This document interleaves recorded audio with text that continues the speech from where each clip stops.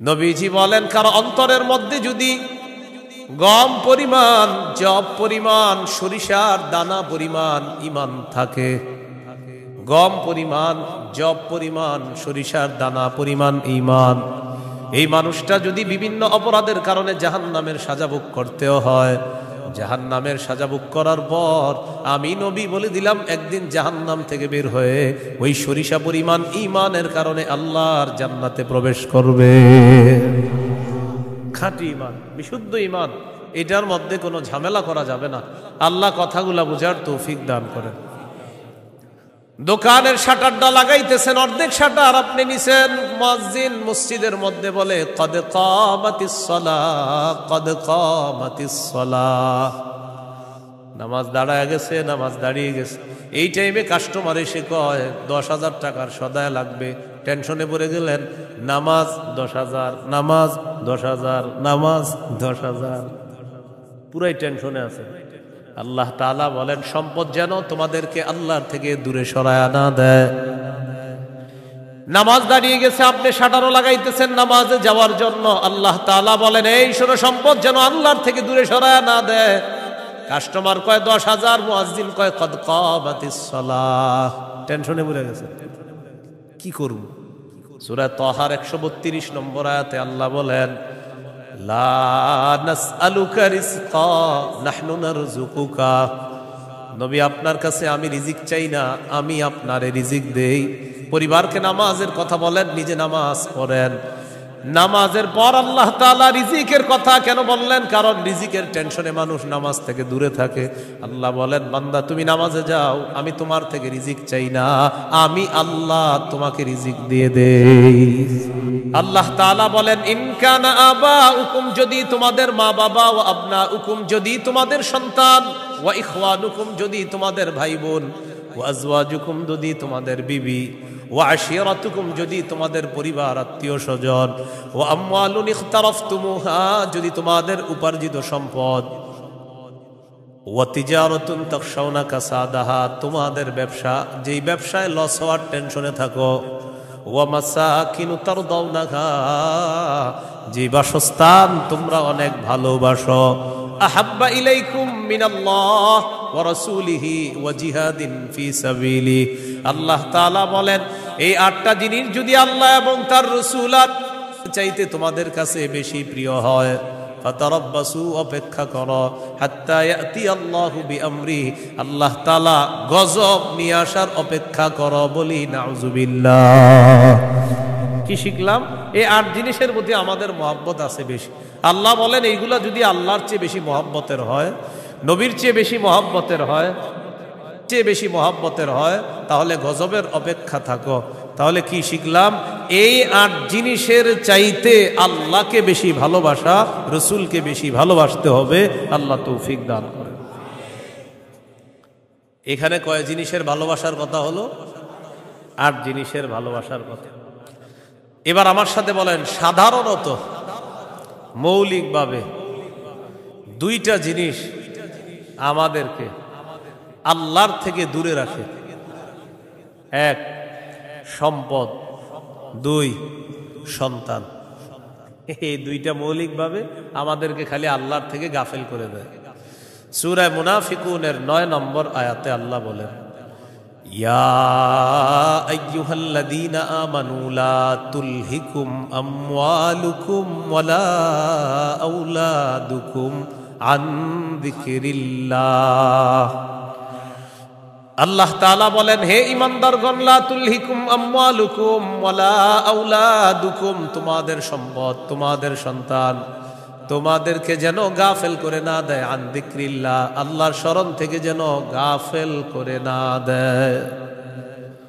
ইন্নাল্লাহু ওয়া রাসূলুহু আহাব্বা ইলাইহি মিম্মা সিওয়াহুমা ওয়া আন ইউহিব্বাল মারআ লা ইউহিব্বুহু ইল্লা লিল্লাহ وأن يكره أن يعود في الكفر كما يكره أن يقذف في النار أو كما قال عليه الصلاة والسلام اللهم صل على محمد وعلى آل محمد كما صليت على إبراهيم وعلى آل إبراهيم إنك حميد مجيد اللهم بارك على محمد وعلى آل محمد كما باركت على إبراهيم وعلى آل إبراهيم إنك حميد مجيد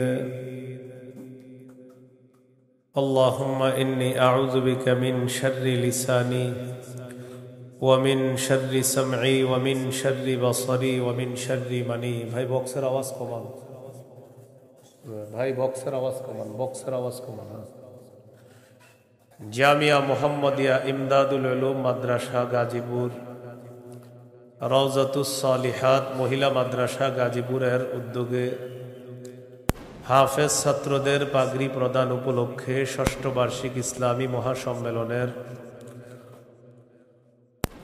গুরুত্বপূর্ণ আলোচনা পেশ করবেন আল্লামা মুফতি মিজানুর রহমান সাঈদ, প্রতিষ্ঠাতা পরিচালক শায়েখ Zakaria Islamic research centre Dhaka, প্রধান পৃষ্ঠপোষক অত্র জামিয়া। আল্লামা মুফতি আজিম উদ্দিন দামাত বরকাতুহুমুল আলিয়া, শাইখুল হাদিস জামিয়া নুরিয়া কামরাঙ্গীরচর ঢাকা। গুরুত্বপূর্ণ আলোচনা করবেন মাওলানা হাফিজুর রহমান সিদ্দিক কুয়াকাটা, মোহতামিম জামিয়া তালিমিয়া মাদ্রাসা আদর্শনগর ঢাকা। মুফতি আব্দুল হালিম মুফাসসিরে কোরআন খুলনা, মুফতি উবাইদুল্লাহ বিন সাঈদ ইমাম ও খতিব 22 মাইল কেন্দ্রীয় জামে মসজিদ কোনাবাড়ি গাজীপুর। উপস্থিত হযরত উলামায়ে কেরাম, মুসলমান ভাইরা, আল্লাহ তাআলার দরবারে শুকরিয়া আদায় করছি। ভাই আওয়াজ বাড়ায়েন না, এক তো বক্সের আওয়াজ কমানোর পরে মাইক বাড়াইছেন, আবার বাড়ায়েন না কমান, আওয়াজ কমান পরে বাড়ায়েন, আমার সময় যত পারেন কমান, আরো কমায় দিবেন। হ্যাঁ, উপস্থিত হযরত, ঠিক আছে এবার উপস্থিত হযরত উলামায়ে কেরাম, মুসলমান ভাইরা, আল্লাহ তাআলার দরবারে শুকরিয়া আদায় করছি। আল্লাহ আমাদেরকে এই মাহফিলে উপস্থিত হওয়ার তৌফিক দান করেছেন, বলি আলহামদুলিল্লাহ। আমি আপনাদের সামনে সূরাতুল বাকারার 256 নম্বর আয়াতে কারিমা থেকে কয়েকটি আয়াত তেলাওয়াত করলাম। 256 নম্বর আয়াতে আল্লাহ তাআলা দ্বীনের ব্যাপারে আমাদেরকে দিক নির্দেশনা দিয়েছেন। লা ইকরাহা ফিদ্দীন, দ্বীন গ্রহণ করার ক্ষেত্রে জোর করা যাবে না। কাউকে দ্বীন গ্রহণ করার ক্ষেত্রে, ইসলাম গ্রহণ করার ক্ষেত্রে জোর করা যাবে না। তবে ইসলামের দাওয়াত দেওয়া যাবে, ইসলামের সৌন্দর্যতা তাদের সামনে পেশ করা যাবে। সূরা আলী ইমরানের 19 নম্বর আয়াতে আল্লাহ বলেন, ইন্নাদ-দীনা ইনদাল্লাহিল ইসলাম, নিশ্চয়ই দ্বীন আল্লাহর কাছে ইসলাম। এটা হলো আয়াতের অনুবাদ। নিশ্চয়ই দ্বীন আল্লাহর কাছে ইসলাম, মানে আল্লাহর কাছে একমাত্র দ্বীন হলো ইসলাম। সূরা আলী ইমরানের 85 নম্বর আয়াতে আল্লাহ বলেন, وَمَن يَبْتَغِ غَيْرَ الْإِسْلَامِ دِينًا فَلَن يُقْبَلَ مِنْهُ। যে ব্যক্তি ইসলাম ছাড়া অন্য কোনো দিনকে গ্রহণ করে, অন্য কোনো কিছুকে দিন হিসাবে গ্রহণ করে, ফালাই ইউকবালা মিন, এটা তার থেকে গ্রহণ করা হবে না। কেউ যদি ইসলাম ছাড়া অন্য কোনো কিছুকে দিন হিসাবে গ্রহণ করে, এটা তার থেকে গ্রহণ করা হবে না, মানে ইসলাম ছাড়া অন্য কোনো দিন গ্রহণযোগ্য না। এটা অন্যকে দাওয়াত দিয়ে বোঝানো যায়। জাহিলি যুগের বন্ধা নারীরা, যাদের সন্তান হয় না, এই জাতীয় নারীরা মানত করলো, আমার যদি ছেলে হয় ছেলের ইহুদি বানাবো। নাউজুবিল্লাহ। কি বানাবে? নাজিবি গোত্রের ইহুদিদেরকে বের করে দেওয়ার জন্য হুকুম আসলো। ইহুদিদের আত্মীয় স্বজন যারা আছে তারা চিন্তা করলো, আমাদের আত্মীয় স্বজন যারা, তাদেরকে মুসলমান বানায়া মদিনায় রেখে দিই।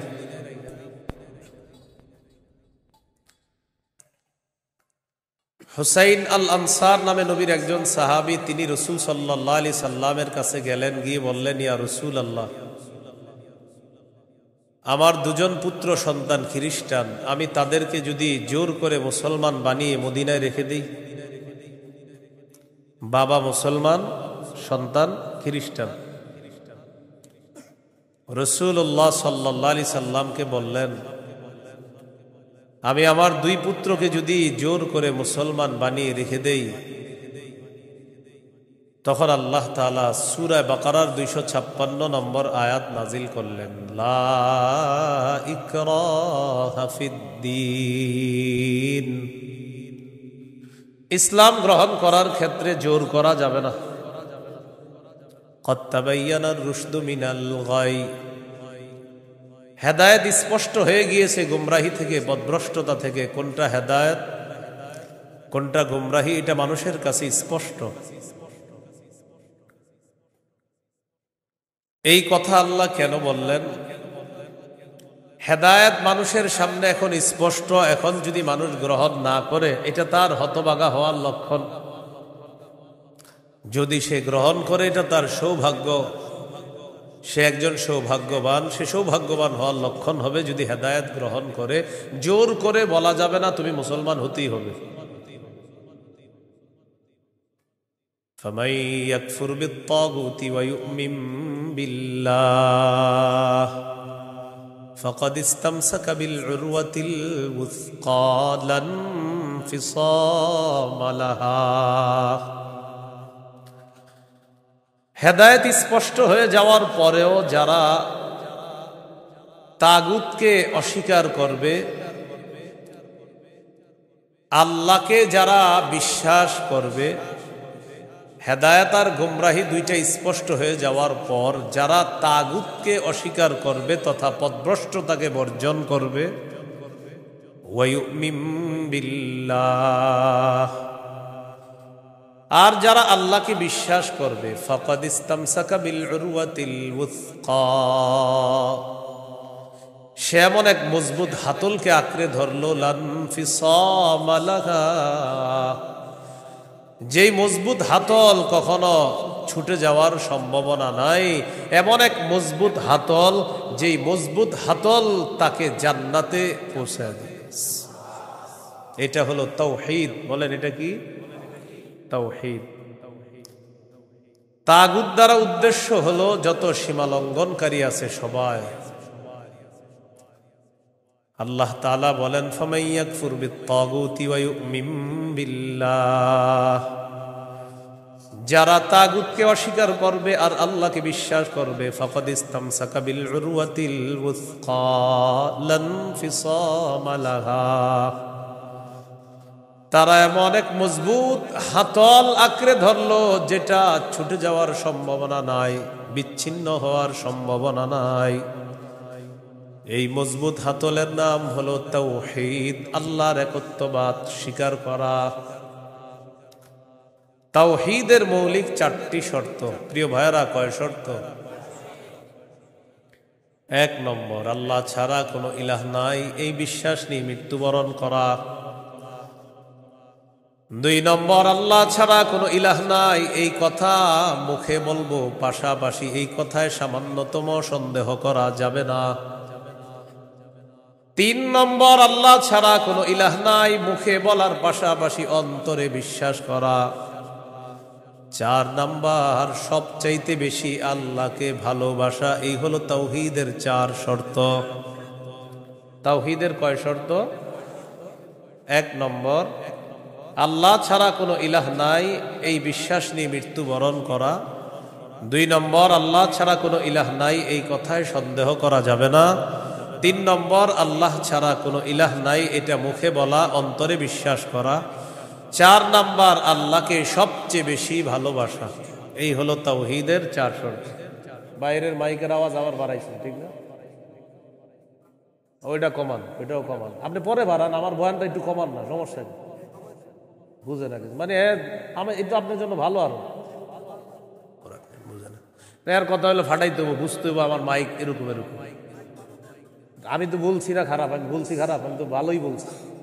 আমি বয়ান করতে সামনে দাওয়াত দিয়ে না, আর এত মাইক লাগাইলে। কিন্তু বারবার মাহফিলে বলি, মাইক কম হবে ওই মাহফিলে দাওয়াত অটোমেটিক পাবেন, বেশি মাহফিল মাইক হবে আর দাওয়াত পাবেন না। সোজা হিসেব, আমার বয়ানে মাইক কম থাকতে হবে, এটা আমি আলাদা বিষয়। মাইক যত কম হবে, যদি আবেদন করেন যে হুজুর মাইক 2টা, তো দেখবেন আর দাওয়াত আগে দিব আপনাকে।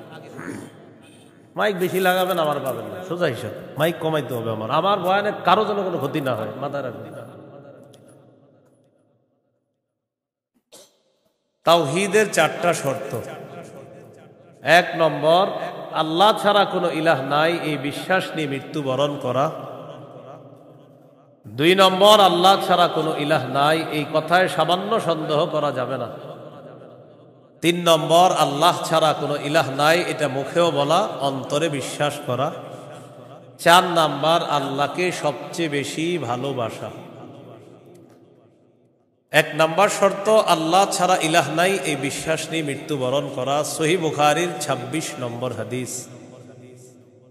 এই হাদিসের বর্ণনাকারী উসমান রাদিয়াল্লাহু তাআলা তিনি বলেন, عن عثمان رضي الله تعالى عنه قال قال رسول الله صلى الله عليه وسلم من مات وهو يعلم أنه لا إله إلا الله دخل الجنة। নবীজি বলেন, কেউ যদি এই বিশ্বাস নিয়ে মারা যায় আল্লাহ ছাড়া কোনো ইলাহ নাই, আমি নবী বলে দিলাম দাখালাল জান্নাহ, সে জান্নাতে প্রবেশ করবে। সহিহ বুখারীর বর্ণনা 1237 নম্বর হাদিস, 1237। জিবরিল আমিন নবীর কাছে আসছে, আসার পর বললেন, বাশির উম্মাতাকা আন্নাহু মান মাতা মিন উম্মাতিক লা ইউশরিকু বিল্লাহি শাইআ দাখালাল জান্নাহ। জিবরিল আমিন আসছে, আসার পর বলে, ইয়া রাসূলুল্লাহ, আপনার উম্মতের মধ্যে যারা শিরিক না করে মারা যাবে, আল্লাহ তাআলা আমাকে পাঠিয়েছে আপনাকে বলার জন্য, শিরিক করা ছাড়া যারা মারা যাবে আপনি ওই উম্মতকে জান্নাতে প্রবেশের সুসংবাদ জানায়া দেন। বুঝে আসছেন সবার? তাহলে 1 নাম্বার, আল্লাহ ছাড়া কোনো ইলাহ নাই এই বিশ্বাস নিয়ে মৃত্যুবরণ করা। একদিন এক ফেরেশতা নবীজির কাছে আসছে। নবীজি সাল্লাল্লাহু আলাইহি সাল্লাম বলেন, আতানি আতিম মির রাব্বি ফাখায়্যারানি বাইনা আন ইউদখিলা নিসফা উম্মতি আল জান্নাহ ওয়া বাইনা আশ-শাফাআহ। নবী বলেন, একজন ফেরেশতা আমার কাছে আসছে, আসার পর আমাকে 2টি বিষয়ের স্বাধীনতা দিয়েছে, যে কোনো একটা গ্রহণ করার জন্য। ফেরেশতা আমাকে বলল, হাবিব, আপনি যদি চান আপনার অর্ধেক উম্মত আপনি জান্নাতে নিতে পারবেন, আর যদি চান আপনি সুপারিশ করতে পারবেন, তবে 2টি গ্রহণ করা আপনার জন্য। এই সুযোগ আপনি পাবেন না, যে কোনো একটি গ্রহণ করতে হবে। হয়তো অর্ধেক উম্মত জান্নাতে নিবেন, না হয় আপনি সুপারিশ গ্রহণ করবেন। আমাদের নবী বলেন ইখতারতুশ শাফাআ, আমি সুপারিশ করাটাই আল্লাহর থেকে গ্রহণ করে নিলাম। বলেন তবে, বলেন সবাই বলেন তবে। এই সুপারিশ শুধু তারাই পাবে যারা শিরিক করবে না। নবীজি বলেন ওয়াহিয়া লিমান লা ইউশরিকু বিল্লাহি শাইআ, আমার সুপারিশ শুধু তারাই পাবে যারা আল্লাহর সাথে শিরিক করবে না, তারাই শুধু আমার সুপারিশ পাবে, অন্যরা কিন্তু আমার সুপারিশ পাবে না। সহিহ বুখারীর বর্ণনা 99 নম্বর হাদিসে আল্লাহর নবীর সাহাবী আবু হুরায়রা রাদিয়াল্লাহু তাআলা আন নবীকে প্রশ্ন করলেন, মান আসআদুন নাসি বিশাফাআতিকা ইয়াউমাল কিয়ামাতি ইয়া রাসূলুল্লাহ। হুজুর, কিয়ামতের ময়দানে আপনার সুপারিশের মাধ্যমে কোন ব্যক্তি সবচেয়ে সৌভাগ্যবান হবে আমাকে একটু বলেন। নবীজি বললেন, আবু হুরায়রা, আমি জানতাম তোমার আগে এই প্রশ্ন আমাকে কেউ করবে না। লিমা রাআইতু মিন হিরসিকা আলাল ইলম, ইলমের প্রতি তোমার যে আগ্রহ, বিদ্যার প্রতি তোমার যে আগ্রহ, আমি জানতাম তোমার আগে এই প্রশ্ন আমাকে কেউ করবে না, তুমি যে প্রশ্নটা করছো। তো যেহেতু তুমি প্রশ্নটা করেই ফেলছো, উত্তরটা নাও। আসাদুন নাসি বিশাফাআতি ইয়াউমাল কিয়ামাতি মান ক্বালা লা ইলাহা ইল্লাল্লাহ খালিসাম মিন কিবালি নাফসি। কোন ব্যক্তি যদি দিল থেকে বলে লা ইলাহা ইল্লাল্লাহ আর এই বিশ্বাস নিয়ে যদি মারা যায়, কিয়ামতের ময়দানে আমার সুপারিশের মাধ্যমে এই ব্যক্তি সবচাইতে সৌভাগ্যবান বান্দা হয়ে যাবে। কি শিখলাম বলেন? লা ইলাহা ইল্লাল্লাহ। তিরমিজির বর্ণনা 3592 নম্বর হাদিস। ক্বালা রাসূলুল্লাহ সাল্লাল্লাহু আলাইহি ওয়াসাল্লাম, মা আবদুন ক্বালা লা ইলাহা ইল্লাল্লাহ মুখলিসান কাত্তু ইল্লা ফুতিহাত লাহু আবওয়াবুস সামাই হাত্তা তুফজিয়া ইলাল আরশ। নবীজি বলেন, কোন বান্দা যদি একবার ইখলাসের সাথে লা ইলাহা ইল্লাল্লাহ পাঠ করে, আল্লাহর আসমানের সবগুলা দরজা খুলে দেওয়া হয়, তার লা ইলাহা ইল্লাল্লাহ যেন আরশ পর্যন্ত পৌঁছে যায়। তাওহীদের কয় শর্ত ভুলে গেছে? কয় শর্ত? 1 নম্বর, আল্লাহ ছাড়া ইলাহ নাই, এই বিশ্বাস নিয়ে মরতে হবে। 2 নম্বর, আল্লাহ ছাড়া কোনো ইলাহ নাই, এই কথায় সামান্য সন্দেহ করা যাবে না। সূরা হুজুরাতের 15 নম্বর আয়াতে আল্লাহ বলেন, ইন্নামাল মুমিনুনা আল্লাযীনা আমানু বিল্লাহি ওয়া রাসূলিহি সুম্মা লাম ইয়ারতাবু ওয়া জাহাদু বিআমওয়ালিহিম ওয়া আনফুসিহিম ফী সাবিলিল্লাহ উলাইকা হুমুস সাদিকুন। আল্লাহ তাআলা বলেন, প্রকৃত ঈমানদার হলো তারা যারা আল্লাহকে বিশ্বাস করে, রাসূলকে বিশ্বাস করে, সামান্য সন্দেহ করে না। ওয়া জাহাদু বিআমওয়ালিহিম ওয়া আনফুসিহিম ফী সাবিলিল্লাহ, যারা নিজেদের জান মাল নিয়ে আল্লাহর রাস্তায় লড়াই করে। আল্লাহ বলেন, উলাইকা হুমুস সাদিকুন, আমি আল্লাহ তাদেরকে কোরআনে খাঁটি সত্যবাদী বলে ঘোষণা করলাম। এরা খাঁটি সত্যবাদী, আল্লাহকে বিশ্বাস করে, রাসূলকে বিশ্বাস করে, একটু সন্দেহ করে না। 3 নম্বর শর্ত, লা ইলাহা ইল্লাল্লাহ, আমি মুখে উচ্চারণ করলাম আল্লাহ ছাড়া কোনো ইলাহ নাই, অন্তরেও বিশ্বাস করা। মুখে বললাম আল্লাহ ছাড়া কোনো ইলাহ নাই, অন্তরে যদি ঝামেলা থাকে এটা হবে মুনাফিক মার্কা শয়তান, নেফাকি হবে। এটা কি হবে বলেন তো? সবাই বলেন কি হবে? নেফাকি হবে। মুখে বলতে হবে, অন্তরেও স্বীকার করতে হবে। সূরাতুল ফাতহির 11 নম্বর আয়াতে আল্লাহ বলেন, ইয়াকুলুনা বিআলসিনাতিহিম মা লাইসা ফি কুলুবিহিম, তারা তাদের মুখ দিয়ে এমন কথা বলে যা তাদের অন্তরের কথা না। তাহলে বলেন তো, তাওহীদের 3 নম্বর শর্ত, মুখে বললাম একটা আর অন্তরে আরেকটা, শর্ত পূরণ হবে? মুখে যা বলবো অন্তরেও তা যদি হয়, এটা ৩ নাম্বার শর্ত পূরণ হবে। অন্তরে যদি ঈমান সরিষার দানা পরিমাণও হয়, একদিন জান্নাতে যাবে। সহিহ বুখারীর ৪৪ নম্বর হাদিস। قال رسول الله صلى الله عليه وسلم يخرج من النار من قال لا إله إلا الله وفي قلبه وزن شعيرة من خير وفي قلبه وزن برة من خير وفي قلبه وزن ذرة من خير। নবীজি বলেন, কারো অন্তরের মধ্যে যদি গম পরিমাণ, জব পরিমাণ, সরিষার দানা পরিমাণ ঈমান থাকে, গম পরিমাণ, জব পরিমাণ, সরিষার দানা পরিমাণ ঈমান, এই মানুষটা যদি বিভিন্ন অপরাধের কারণে জাহান্নামের সাজা ভোগ করতেও হয়, জাহান্নামের সাজা ভোগ করার পর আমি নবী বলে দিলাম, একদিন জাহান্নাম থেকে বের হয়ে ওই সরিষা পরিমাণ ঈমানের কারণে আল্লাহর জান্নাতে প্রবেশ করবে। খাঁটি ঈমান, বিশুদ্ধ ঈমান, এটার মধ্যে কোনো ঝামেলা করা যাবে না। আল্লাহ কথাগুলা বুঝার তৌফিক দান করেন। ৪ নাম্বার শর্ত, সবচেয়ে বেশি আল্লাহকে ভালোবাসো। বলেন, কাকে ভালোবাসো? সবাই আমার সাথে বলেন, সাধারণত বলেন। আমরা ৮টি জিনিসকে বেশি ভালোবাসি। ৮ জিনিসের প্রতি আমাদের মহব্বত খুব বেশি।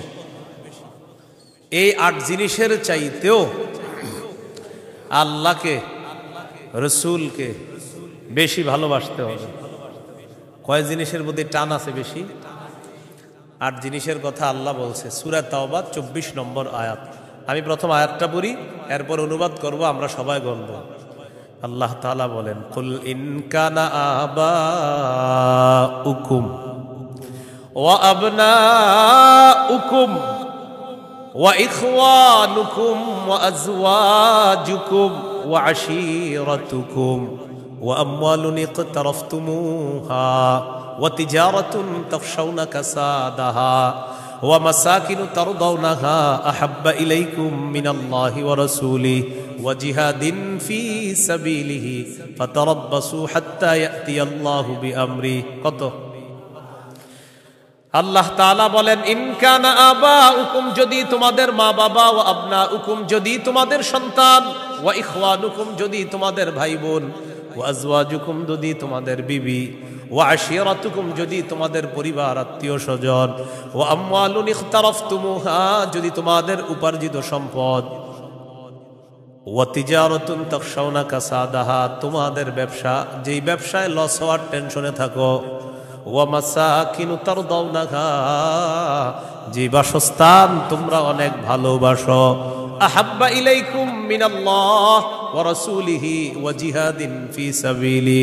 আল্লাহ তাআলা বলেন, এই ৮টা জিনিস যদি আল্লাহ এবং তার রাসূল আর চাইতে তোমাদের কাছে বেশি প্রিয় হয়, ফাতারাব্বাসু, অপেক্ষা করো, হাত্তা ইয়াতিয়াল্লাহু বিআমরি, আল্লাহ তাআলা গজব নিয়ে আসার অপেক্ষা করো। বলি নাউযুবিল্লাহ। কি শিখলাম?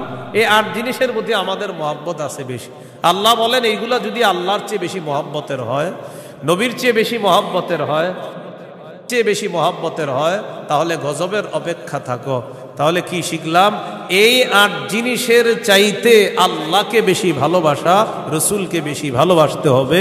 আল্লাহ তৌফিক দান করে। এখানে কয় জিনিসের ভালোবাসার কথা হলো? ৮ জিনিসের ভালোবাসার কথা। এবার আমার সাথে বলেন, সাধারণত মৌলিকভাবে 2টা জিনিস আমাদেরকে আল্লাহর থেকে দূরে রাখে। ১ সম্পদ, ২ সন্তান। এই 2টা মৌলিকভাবে আমাদেরকে খালি আল্লাহর থেকে গাফেল করে দেয়। সূরা মুনাফিকুনের ৯ নম্বর আয়াতে আল্লাহ বলেন, ইয়া আইয়ুহাল্লাযীনা আমানু লা তুলহিকুম আমওয়ালুকুম ওয়ালা আওলাদুকুম আন যিকরিল্লাহ। আল্লাহ তাআলা বলেন, হে ঈমানদারগণ, লা তুলহিকুম আমওয়ালুকুম ওয়ালা আওলাদুকুম, তোমাদের সম্পদ, তোমাদের সন্তান, তোমাদেরকে যেন গাফেল করে না দেয়, আন যিকরিল্লাহ, আল্লাহর স্মরণ থেকে যেন গাফেল করে না দেয়। দোকানের শাটারটা লাগাইতেছেন, অর্ধেক শাটার আপনি নিছেন, মুয়াজ্জিন মসজিদের মধ্যে বলে কদ কামাতিস সালাহ, কদ কামাতিস সালাহ, নামাজ দাঁড়ায় গেছে, নামাজ দাঁড়িয়ে গেছে। এই টাইমে কাস্টমার এসে কয় 10,000 টাকার সদায় লাগবে, টেনশনে পড়ে গেলেন, নামাজ 10,000, নামাজ 10,000, নামাজ 10,000, পুরাই টেনশনে আছে। আল্লাহ তাআলা বলেন সম্পদ যেন তোমাদেরকে আল্লাহর থেকে দূরে সরায় না দেয়। নামাজ দাঁড়িয়ে গেছে, আপনি শাটারও লাগাইতেছেন নামাজে যাওয়ার জন্য, আল্লাহ তাআলা বলেন এই শোনো সম্পদ যেন আল্লাহর থেকে দূরে সরায় না দেয়। কাস্টমার কয় 10,000, মুয়াজ্জিন কয় কদ কামাতিস সালাহ, টেনশনে পড়ে গেছে, কি করব? সূরা তাহার 132 নম্বর আয়াতে আল্লাহ বলেন লা নাসআলুকা রিজকা নাহনু নারযুকুকা, নবী আপনার কাছে আমি রিজিক চাই না, আমি আপনারে রিজিক দেই। পরিবারকে নামাজের কথা বলেন, নিজে নামাজ পড়েন। নামাজের পর আল্লাহ তাআলা রিজিকের কথা কেন বললেন? কারণ রিজিকের টেনশনে মানুষ নামাজ থেকে দূরে থাকে। আল্লাহ বলেন বান্দা তুমি নামাজে যাও, আমি তোমার থেকে রিজিক চাই না, আমি আল্লাহ তোমাকে রিজিক দিয়ে দেই। সম্পদ আল্লাহর থেকে দূরে রাখে। আর হলো সন্তান, সারাদিন কান্নাকাটি করে না, যেই জোহর নামাজে রওনা করবেন ওই টাইমে কয় আমি চিপস খাবো, সারাদিন কানবে না। যখন নামাজে যাবেন তখন এক দুনিয়ার যত কিছু আছে সব খাইতে মন চায়, ইবলিস এসে খোঁচায় কয়টা কয়টা কয়টা। আপনি তখন বুদ্ধি করে কি করবেন, ওইটারে প্যাম্পাস পরায়া মসজিদের এক কোনায় নিয়ে বসায় তুমি বসে থাকেন, বসে থাকেন, বুঝেন নাই? আর ইবলিস রে বলবেন ইবলিস তুমি যেই ঝামেলাটা আমার সাথে ডেলি নামাজের সময় করো, এই ঝামেলা করে কাজ হবে না, কারণ নামাজের সময় তুই যতবার আমার সন্তানরে খোঁচাবি ওরে ততবার কাঁধে করে মসজিদে নিয়ে যাবো। প্যাম্পাস পরা ওটারও নিয়ে যাবেন মসজিদে নিয়ে পাশে বসায় রাখবেন। ইবলিস বুঝা ফেলবে না এরে খোঁচাই লাভ না, এরে খোঁচাইলে দিয়ে সন্তানও নামাজি বানায় ফেলবে। সুবহানাল্লাহ। সম্পদ সন্তান আল্লাহর থেকে আমাদেরকে দূরে রাখে। প্রিয় ভাইয়েরা, এই দুই জিনিস যেন আমাদের মধ্যে এত মহব্বত গালেব না হয় যে এই দুই জিনিস এত পরিমাণ মহব্বত করতে গেলাম, আল্লাহকে ভুলে গেলাম, রসুলকে ভুলে গেলাম, আখিরাত ভুলে গেলাম। এমনটা ভালোবাসি, সন্তান ভালোবাসি, মা ভালোবাসি, বাবা ভালোবাসি ঠিক, কিন্তু এর চেয়ে বেশি ভালোবাসি আল্লাহ। এই হলো আল্লাহকে সবচেয়ে, তাওহীদের কয় শর্ত? 4 নাম্বার। সবচেয়ে বেশি কাকে ভালোবাসা? আল্লাহকে, রসুলকে সবচেয়ে বেশি ভালোবাসা, আল্লাহকে এরপর রসুলকে সবচেয়ে বেশি ভালোবাসা। সহিহ বুখারীর বর্ণনা 16 নম্বর হাদিস, ক্বালা রাসূলুল্লাহ সাল্লাল্লাহু আলাইহি ওয়াসাল্লাম সালাসুন মান কুন্না ফীহি ওয়াজাদা হালাওয়াতাল ঈমান। নবীজি বলেন 3টা বৈশিষ্ট্য যদি কারো মধ্যে থাকে সে অন্তরের মধ্যে ঈমানের স্বাদ আস্বাদন করতে পারবে। 1 নাম্বার, ইয়াকুন আল্লাহু ওয়া রাসূলুহু আহাব্বা ইলাইহি মিম্মা সিওয়াহুমা, আল্লাহ আল্লাহ রসুল ছাড়া যত কিছু আছে সব কিছুর চাইতে আল্লাহ আর তার নবীকে বেশি ভালোবাসা। 2 নাম্বার, ওয়া আইয়ুহিব্বাল মারআ লা ইউহিব্বুহু ইল্লা লিল্লাহ, কোন মুসলমানকে শুধুমাত্র আল্লাহর জন্য ভালোবাসা। 3 নাম্বার, আইয়াকরাহা আইয়াউদা ফিল কুফরি কামা ইয়াকরাহু আইয়ুকযাফা ফিন্নার, আগুনের মধ্যে পুড়ে যাওয়া যেমন অপছন্দ তেমনি ভাবে কুফরি করাটাও এমন অপছন্দ হওয়া। কোটি কোটি টাকা আপনার সামনে রাখা হলো আর বলা হলো আগুনে পুড়ে মারা যাও, আপনি তখন জবাব দিবেন আপনার কি মাথা খারাপ? আগুনে পুড়ে যদি আমি মারা যাই তুই কোটি টাকা দিয়ে আমি করব কি? এবার আপনাকে বলা হলো কোটি কোটি টাকা দেওয়া হবে, তুমি কুফরি করো, আপনি জবাব দিবেন কোটি টাকার বিনিময়ে যেমন দুনিয়ার আগুনে পুড়তে চাই না, তেমনি ভাবে কোটি টাকার বিনিময়ে কুফরি করে জাহান্নামের আগুনেও পুড়তে চাই না। নবীজি বলেন কারো মধ্যে যদি এমন অনুভূতি থাকে আগুনে পুড়ে যাওয়া তার অপছন্দ, তেমনি ভাবে কুফরি করাটাও তার কাছে অপছন্দের, আল্লাহ তাআলা তার অন্তরের মধ্যে ঈমানের স্বাদ তৈরি করে দিবেন, ঈমানের স্বাদ দিবেন। তো এই 3টার মধ্যে একটা হলো আল্লাহকে বেশি ভালোবাসা। বলেন তো তাওহীদের কয় শর্ত? এক নম্বর, আল্লাহ ছাড়া কোনো ইলাহ নাই, এই বিশ্বাস নিয়ে মৃত্যুবরণ করা। 2 নম্বর, আল্লাহ ছাড়া কোনো ইলাহ নাই, এটার মধ্যে একটুও সন্দেহ করা যাবে না। 3 নম্বর, আল্লাহ ছাড়া কোনো ইলাহ নাই, এটা মুখে বলা, অন্তরে স্বীকার করা, বিশ্বাস করা। 4 নম্বর, আল্লাহকে সবচেয়ে বেশি ভালোবাসা। এই 4 শর্ত পূরণ করে আমরা যেন কবরে যেতে পারি, আল্লাহ তাআলা তৌফিক দান করেন। এরপরে আল্লাহ বলেন, ওয়াল্লাহু সামিউন আলিম, আল্লাহ সর্বশ্রোতা সর্বজ্ঞানী। এটা হলো সূরা বাকারার 256 নম্বর আয়াত।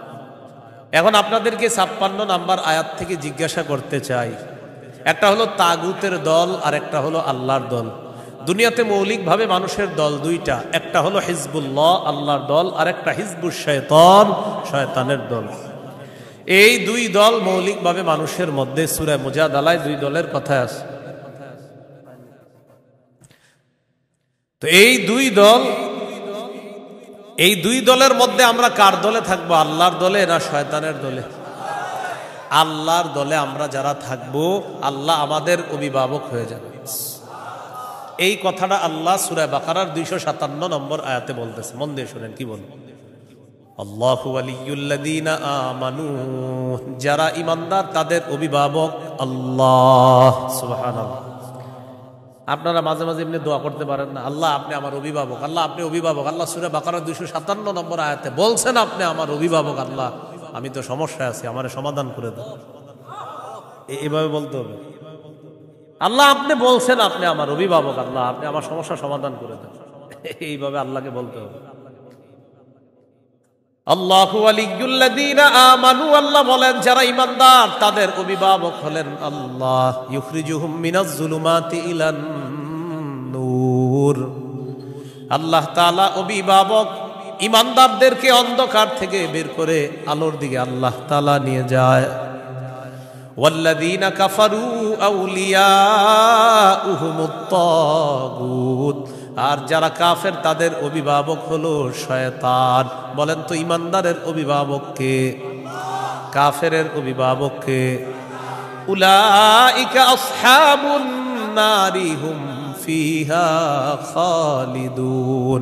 আল্লাহ বলেন যারা তাগুতের অনুসারী তারা চিরস্থায়ীভাবে জাহান্নামে থাকবে। বলি নাউজুবিল্লাহ। তাগুত বলা হয় যত সীমা লঙ্ঘনকারী আছে, জালেম, সব তাগুত। এই তাগুত এটা পুরুষ হোক আর মহিলা হোক, এই তাগুত যারা এরা জালেম অথবা জালেমা, সব তাগুত। তবে কষ্টের বিষয় আর দুঃখের বিষয়, আমরা বারবার এক তাগুত ছেড়ে আরেক তাগুতকে ধরি।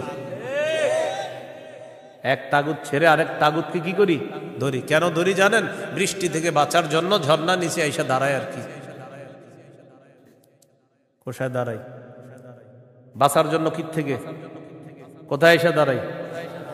এক তাগুতকে ছেড়ে আরেক তাগুত ধরা, মানে বৃষ্টি থেকে বাঁচার জন্য ঝর্ণার নিচে এসে দাঁড়ায়। ভাই কিছু ঘটনা লাগে, ঝর্ণা নিচে কেন? আর বললেন না বাইরে বৃষ্টি, তো এনে কি? এই জন্য মনে রাখবেন, শত্রু এটা কখনো বন্ধু হবে না। এরে আপনি যতই মনে করেন বন্ধু, এই শত্রু সব সময় শত্রু। সূরা মাঈদার 51 নম্বর আয়াতে আল্লাহ বলে দিয়েছেন। এবার আল্লাহ তাআলা কি বলে দেখেন, সূরা বাকারার 257 নম্বর আয়াতগুলো, 258 নম্বর আয়াতে আল্লাহ তাআলা এবার আমাদের আকীদা বিশুদ্ধ করবে। কি বিশুদ্ধ করবে বলেন তো? দুনিয়াতে আমাদের অভিভাবক কে? বেঁচে আছি কে বাঁচিয়ে রাখছেন? মৃত্যু দিবেন কে? মৃত্যুর পর জীবিত করবেন কে? এই আকীদাটা এখন আল্লাহ তাআলা সংশোধন করবে যে শোনো, আমি তোমাদেরকে বাঁচিয়ে রাখছি, মৃত্যুর পর আমি জিন্দা করব, কিন্তু এখানে কোনো সন্দেহ করবা না। এই আকীদা 258, 259, 260 এই 3 আয়াতের মধ্যে আল্লাহ আমাদেরকে আকীদা দিয়ে দিবেন। দুনিয়াতে যেমন তোমাদেরকে রাখছি আমি, আখিরাতেও তোমাদেরকে আবার পুনরুত্থান করব, এই ক্ষমতাও আমি আল্লাহর। সূরা বাকারা 258, 259, 260 দেখেন কি বলে। ألم تر إلى الذي حاج إبراهيم في ربه أن آتاه الله الملك إذ قال إبراهيم ربي الذي يحيي ويميت قال أنا أحيي وأميت قال إبراهيم فإن الله يأتي بالشمس من المشرق فأت بها من المغرب فبهت الذي كفر والله لا يهدي القوم الظالمين। নবী আপনি কি দেখেন নাই, ওই ব্যক্তির ব্যাপারে চিন্তা করেন নাই যে ব্যক্তি ইব্রাহিম নবীর সাথে তার রবের ব্যাপারে ঝগড়া করেছে, যেই রব তাকে রাজত্ব দান করেছে ওই রবের ব্যাপারে লোকটা ঝগড়া করেছে ইব্রাহিম নবীর সাথে। আল্লাহ তাআলা বলেন এই ব্যক্তি হলো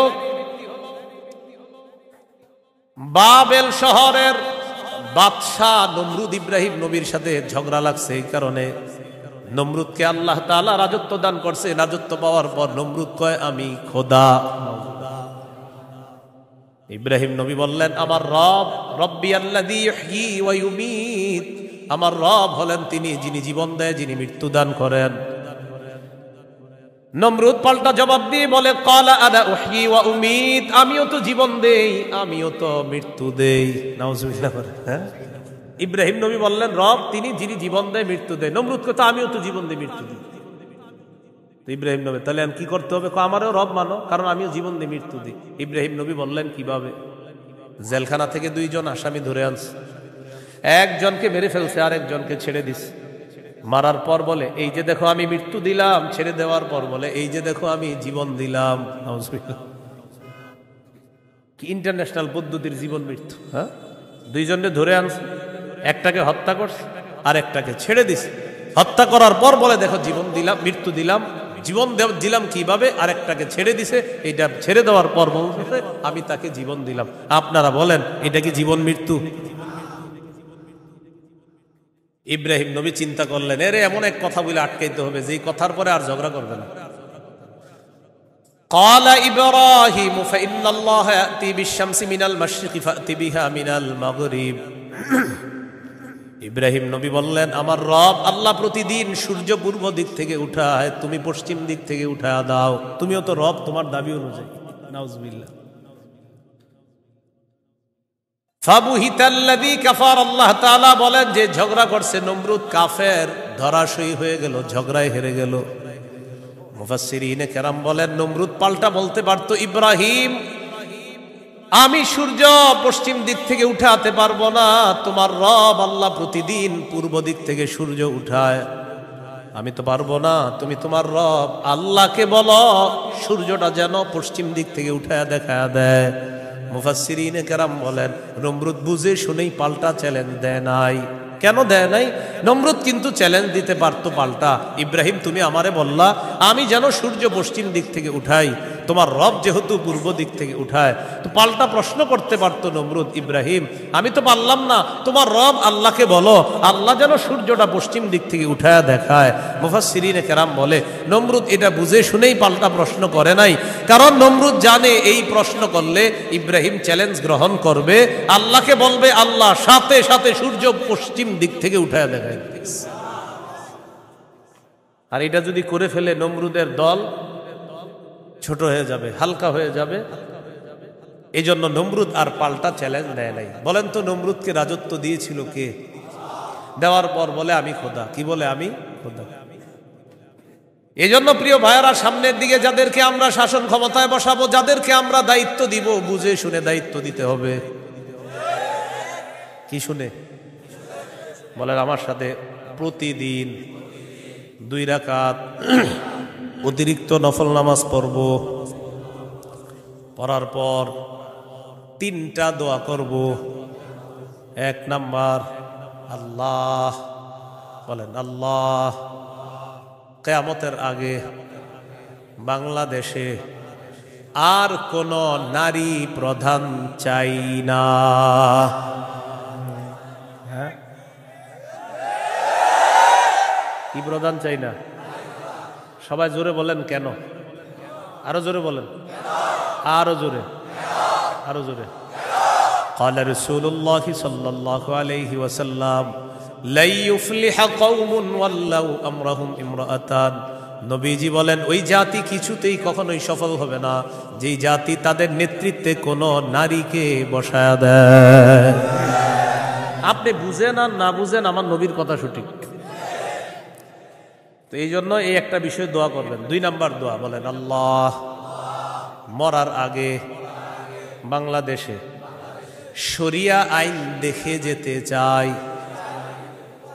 কি আইন? দেয়ালে দেয়ালে লিখে দিবেন শরিয়া আইন চায় না তারা। বলেন, কোন না কোন অপরাধে অপরাধী যারা, বলেন আমার সাথে, শরিয়া আইন চায় না তারা, কোন না কোন অপরাধে অপরাধী যারা। চোর শরিয়া আইন চাইবে না, হাত কাটা যাবে। ধর্ষক শরিয়া আইন চাইবে না, তাকে পাথর মেরে হত্যা করা হবে, তার উপর ইসলামের শাস্তি প্রয়োগ করা হবে। এই জন্য ধর্ষক চাইবে না, চোর চাইবে না। আমাদের দেশে যদি আসলে শরিয়া আইন চালু হয়, বিগত দিনের শুধু চুরির বিচার করতে করতে সুপ্রিম কোর্ট হাইকোর্টের বিচারপতিরা ক্লান্ত হয়ে যাবে। শুধু চুরির বিচার হলে, কিসের বিচার? এটা 2 নাম্বার দোয়া করবেন। 3 নাম্বার দোয়া বলেন, আল্লাহ আমাদের দেশে এমন একজন শাসক দিয়ে দেন, যেই শাসক মৌলিক 4টি কাজ করবে।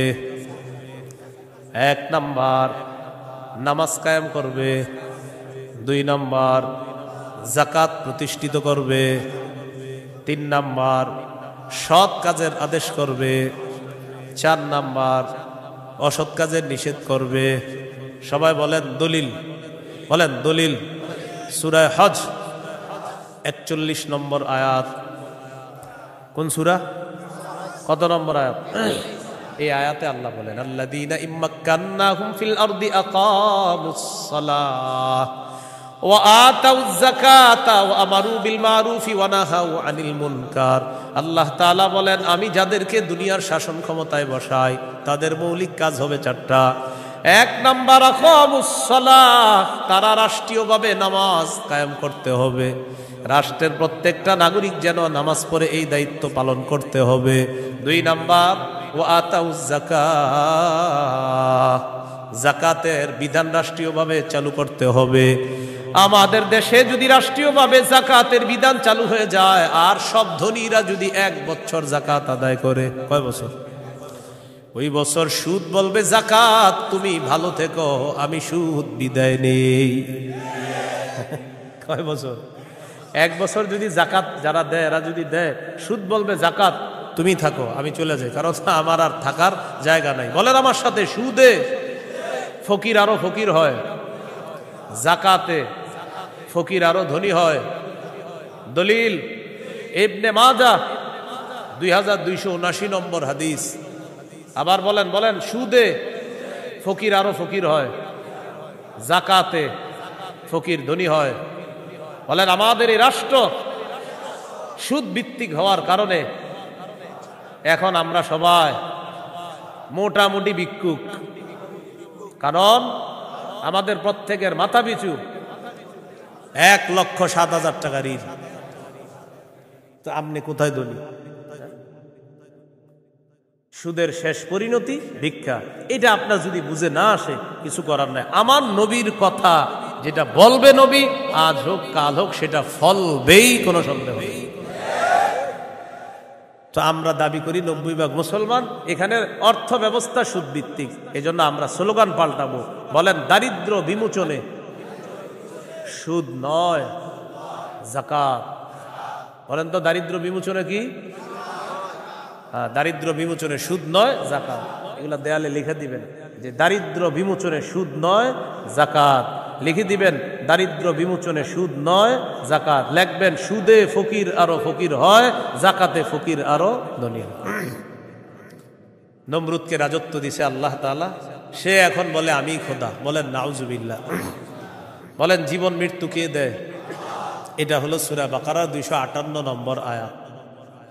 259 নম্বর আয়াতটা শোনার আগে আগে বুঝেন। এক ব্যক্তি এক এলাকার সামনে দিয়ে যাইতেছে, যাওয়ার সময় দেখে কি এলাকার সবগুলা ঘর বাড়ি ছাদের উপরে পড়ে রয়েছে, নিচে ছাদ, উপরে ঘর বাড়ি। আপনাদের এলাকার ছাদ কি নিচে থাকে না বাড়ির উপরে থাকে? কয়েকজন কইছে, মানে অন্যদের ঘর বাড়ির ছাদ নিচে থাকে। ঘর বাড়ির ছাদ কই থাকে? এটা প্রথমে বললেন না কেন? মানে প্রথমে কয়েকজন কইছে কয়েক উপরে, মানে অন্যদের ছাদগুলা নিচে। আপনাদের ঘর বাড়ির ছাদ কই? তো এই কথাটা প্রথমে বললে সমস্যা ছিল কি? এক ব্যক্তি যাইতেছে এক এলাকার সামনে দিয়ে, যাওয়ার সময় দেখে ঘর বাড়ি সব ধ্বংস হয়ে পইরা রয়েছে, নিচে হইল ছাদ, উপরে ঘরবাড়ি। উনি এই বিষয়ে দেখা সাথে সাথে বললেন, আল্লাহু আকবার, আল্লাহ কত মহান, এদেরকে ধ্বংস করলেন আল্লাহ, আবার আল্লাহ কিভাবে জিন্দা করবে, এটা ওনার সন্দেহ না, এটা ওনার কি না সন্দেহ না, এটা উনি বিস্ময় প্রকাশ করতেছে, আল্লাহ কত মহান, আবার কিভাবে আল্লাহ জিন্দা করবে, এটা মুখ দিয়ে বলে ফেলছে। সাথে সাথে আল্লাহ তাকে মৃত্যু দিচ্ছে। 100 বছর মৃত অবস্থায় রাখছে। কয় বছর? 100 বছর মৃত অবস্থায় রাখছে। 100 বছর পর জিন্দা করছে। জিন্দা করার পর তাকে জিজ্ঞাসা করলেন, আপনি কয় বছর মৃত অবস্থায় ছিলেন? তো জবাব দিলেন, 1 দিন বা আধা দিন। আল্লাহ তাআলা বললেন, আপনি 100 বছর ছিলেন মরা। কয় বছর? ওই যে উনি বলছিলেন মরাকে আল্লাহ কিভাবে জিন্দা করবে, আল্লাহ দেখাই দিতেছে। আপনার খানা পানির দিকে তাকান তো তাকাইছে, খানা পানির দিকে তাকায় দেখে খানা পানি পচে নাই। সুবহানাল্লাহ। কয় বছর? এবার আপনার গাদার দিকে তাকান তো তাকাইছে গাদার দিকে, গাদাটার কি অবস্থা দেখে কি গাদা পচে গলে মরে মাটির সাথে মিশে গেছে। আল্লাহ তাআলা বুঝায়, এই জন্যই তো আমি আল্লাহ। সুবহানাল্লাহ। এবার আল্লাহ তাআলা বললেন, দেখেন গাদার অস্থিগুলা মাটির সাথে মিশে গেছে, আমি এগুলারে উঠাই। তো হাড্ডি উঠাইছে, উঠানোর পর এটার উপরে আল্লাহ গোস্তের প্রলেপ দিয়ে এটার মধ্যে প্রাণ সঞ্চার করে আবার গাদা জিন্দা করে দিচ্ছে। বলেন মৃতকে জিন্দা করে কে?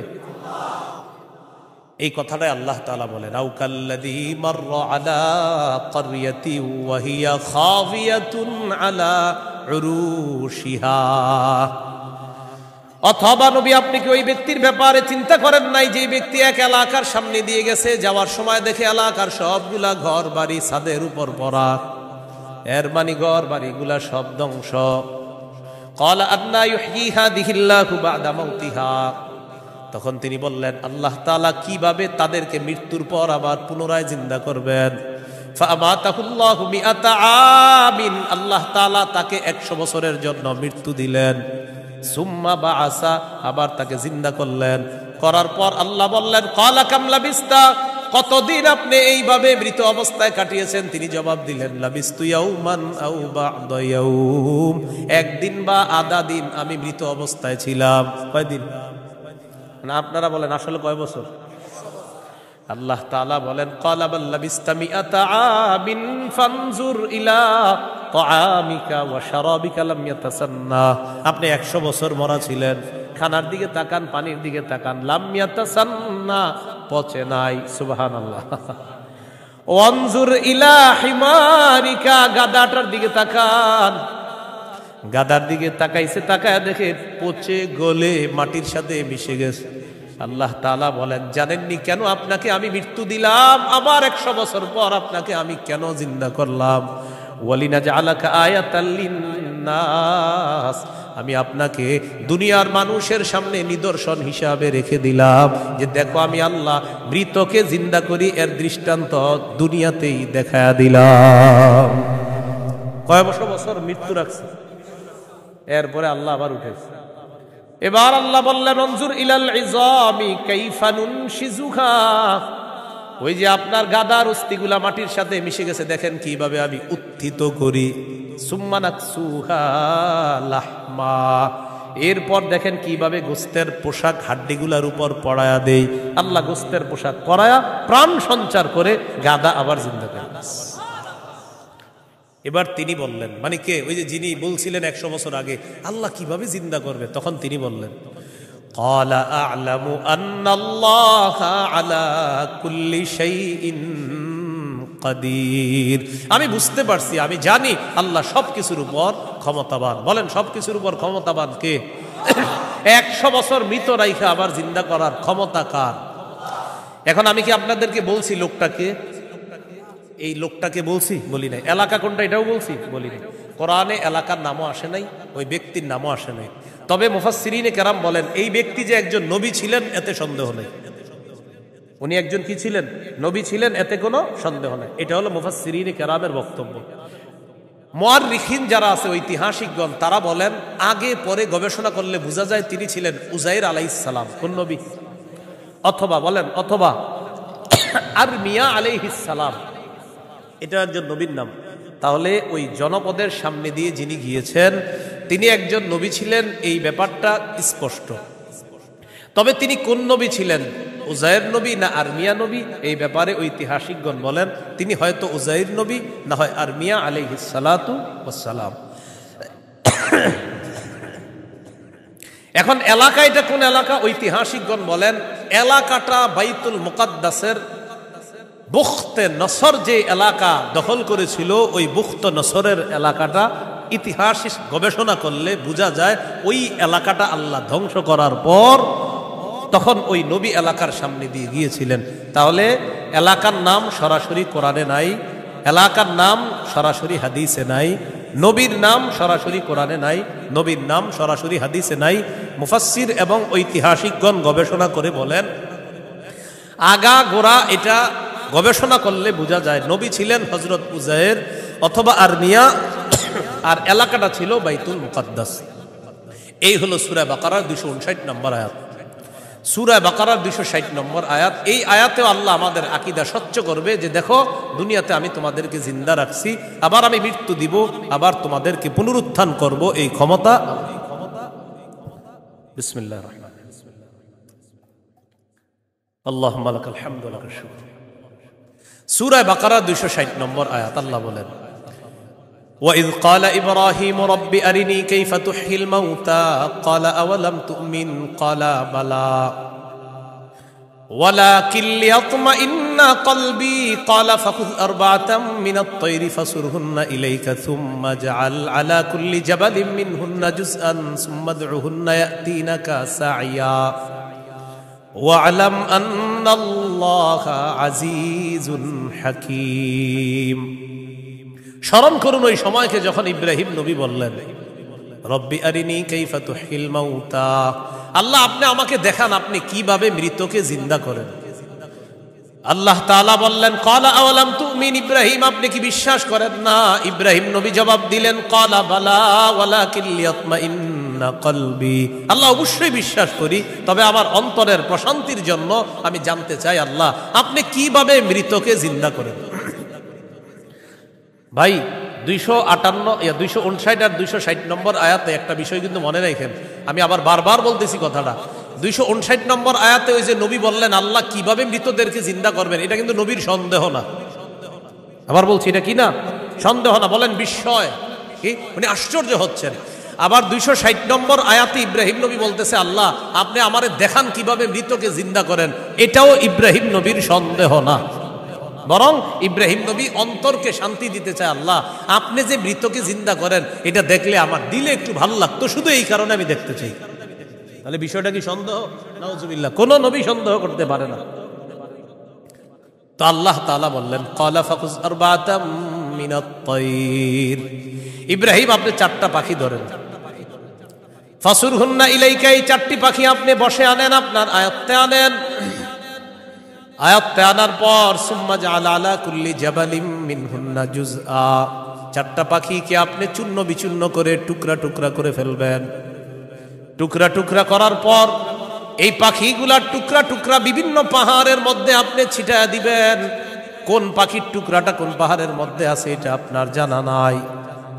এবার আপনি তাদের নাম ধরে আপনি ডাকবেন। আল্লাহ তাআলা বলেন আমার হুকুমে যেই যেই পাখির টুকরাগুলা যেই পাহাড়ের মধ্যে আছে ওই টুকরাগুলা আমি আল্লাহ প্রত্যেক পাহাড় থেকে আলাদা আলাদা করে একত্রিত করে অবিকল ওই পাখির মধ্যে প্রাণ সঞ্চার করে দিব। পাখি আপনার সামনে উঠতে উঠতে উপস্থিত হয়ে যাবে। তো আল্লাহ বলেন ফাসুরহুন্না ইলাইকা, এটা আপনি বসে আনেন, আয়াতে আনেন। সুম্মা জাআল আলা কুল্লি জাবালিম মিনহুন্না জুজআ, এগুলারে টুকরা টুকরা করে আপনি পুরা সব একসাথে করে ফেলবেন। এখন বলেন তো 4 পাখি একসাথে টুকরা টুকরা করলে কোন পাখির টুকরা কোথায় আছে এটা কি বলা যাবে? ইব্রাহিম নবীকে বললেন আলাদা আলাদা পাহাড়ের মধ্যে রেখে দেন। রাখার পর এবার আপনি ডাক দিবেন। ডাক দেওয়ার পর দেখবেন ওই আলাদা টুকরাগুলা একত্রিত হয়ে যেই যেই পাখির টুকরা আমি আল্লাহর হুকুমে ওই পাখির শরীরে যাবে, আমি প্রাণ সঞ্চার করে দিব, পাখি আপনার সামনে উঠতে উঠতে উপস্থিত হয়ে যাবে। শেষে আল্লাহ বলেন ওয়ালাম, জেনে রাখেন আল্লাহ আজিজুন হাকিম, আল্লাহ মহাপরাক্রমশালী, আল্লাহ মহাপ্রজ্ঞাময়। 3টি বিষয়। 1 নাম্বার বলেন আল্লাহর কাছে মনোনীত ধর্মের নাম কি? ইসলাম। ইসলামের দাওয়াত অন্যের সামনে দেওয়া যাবে কিনা? যাবে। ইসলাম গ্রহণে কাউকে কি জোর করা যাবে? 2 নম্বর, মৌলিকভাবে মানুষের দল কয়টা? 2টা। একটা কার দল? আল্লাহর দল। আর একটা কার দল? শয়তান। ইমানদারের অভিভাবক কে? কাফেরদের অভিভাবক কে? শয়তান। 3 নম্বর, আমাদেরকে দুনিয়াতে জীবিত রাখছে কে? মৃত্যু দিবে কে? মৃত্যুর পর আবার জিন্দা করবেন কে? এই 3টি বিষয় সূরা বাকারার 256 থেকে 260 নম্বর আয়াত পর্যন্ত আমরা জানলাম। আল্লাহ তাআলা আমাদের সকলকে আকীদা বিশুদ্ধ করে স্বচ্ছ করে আমরা যেন মরা।